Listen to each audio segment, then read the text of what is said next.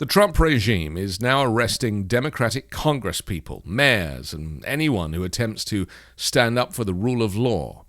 Trump campaigned on the promise of investigating and prosecuting those he perceived to be his rivals, and he doesn't appear to need a legitimate reason to do it. A provoked scuffle with ICE agents is the catalyst for making an example of a black female congressional representative, who Trump claims was out of control. Oh, give me a break. Did you see her? She was out of control. Did you address those days are over. The days of woke. No, I didn't. The days of woke are over. That woman, I have no idea who she is. That woman was out of control. She was shoving federal agents. She was out of control. The days of that crap are over in this country. We're going to have law and order. The U.S. Department of Justice has formally charged Democratic Congresswoman LaMonica McIver of New Jersey, accusing her of physically confronting federal officers during a protest earlier this month outside an immigration detention center in Newark. According to court filings released on Tuesday, McIver is facing 2 counts related to allegedly assaulting, resisting, and interfering with law enforcement officers during the protest at a U.S. Immigration and Customs Enforcement facility. Interim U.S. Attorney for New Jersey, Alina Harbour, a former attorney for Donald Trump, first revealed the charges on the public social media platform X late last night, ahead of the public release of the documents. Except the Congresswoman didn't assault anybody, as video evidence clearly shows. They wanted to make sure the facility was up to code. At one point, you can see on video ICE agency walk outside of the gates on a public property to detain Mayor Baraka. The mayor is shielded by 2 congresswomen. The Department of Homeland Security released a new video claiming that Congresswoman LaMonica McIver pushed ICE agents as they tried to arrest Baraka. That's why they say that now, nearly 2 weeks later, that she's facing a charge of assaulting a federal agent.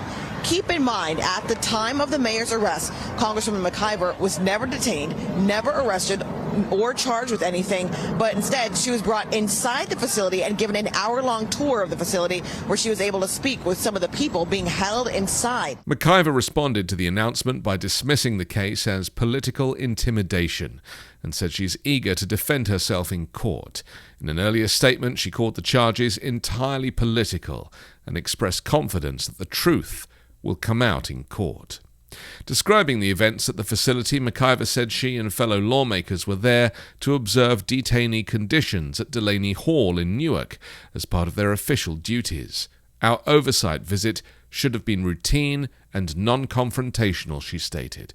Instead, ICE officials escalated the situation by choosing to arrest Mayor of Newark, Ras Baraka. Meanwhile, Deputy Attorney General Todd Blanche echoed Alina Harbour's stance, emphasizing via social media that attacks on federal officers are unacceptable. According to an affidavit filed by Homeland Security Investigations agent Robert Tansey, McIver allegedly made physical contact with both an HSI agent and an ICE deportation officer. The affidavit claims that when officers attempted to arrest the mayor, McIver obstructed them by shouting and physically intervening. Specifically, it alleges she struck one officer with her forearm and pushed another while using her arms to block the arrest. In a statement, Mayor Baraka expressed gratitude for the dismissal of his charges and voiced support for McIver, calling her a respected community leader and friend. He said he believes she will be exonerated. McIver and 2 other House Democrats were present during the protest, which they characterized as part of their congressional oversight responsibilities. Representative Rob Menendez later said that ICE personnel had physically accosted both McIver and Representative Bonnie Watson-Coleman. At the time, McIver also claimed she was assaulted by multiple ICE officers. Meanwhile, Trump administration officials have criticized the lawmakers, accusing them of unlawfully entering the detention center. Homeland Security Secretary Kristi Noem said her department had reviewed video evidence and concluded that charges against McIver were warranted. McIver's attorney, Paul Fishman, strongly condemned the charges, calling them grossly inappropriate. He argued that McIver was simply doing her job by investigating detainee conditions and that federal agents unnecessarily escalated the situation.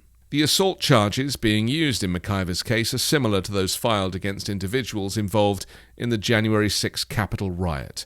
The disgraced President Trump has since issued pardons to around 1,500 people connected to the incident, including some convicted of attacking law enforcement officers who themselves pleaded guilty in their cases.